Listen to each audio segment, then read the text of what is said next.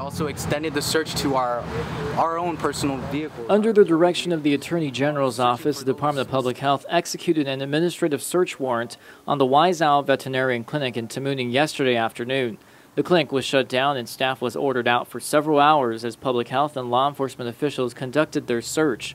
Public Health Director James Gillen could not go on camera for an interview today because he did not get clearance from the AG's office. However, he told PNC yesterday that the warrant was issued after Public Health conducted an inspection of the facility last week.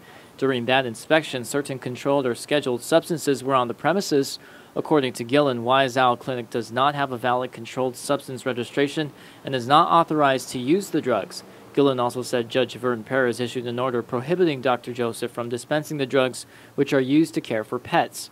Dr. Joseph today tells PNC that officials not only searched his clinic, but also his residence above the clinic and the cars of his employees. He also says they busted open his safe, took a couple $1,000s, and caused the death of one of their patients. They busted in my son's door. They took drugs that were not controlled drugs. And when they did this, we had an emergency, and an animal died because they took our emergency drugs. Okay?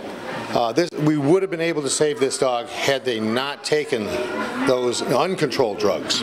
Dr. Joseph mentions the distraught owner of the dog blamed police for her pet's death.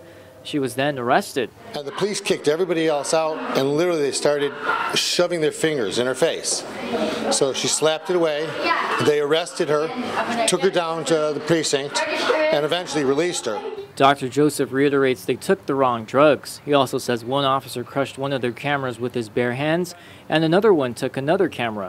If they weren't doing anything wrong, why were they afraid to have themselves filmed? It's legal.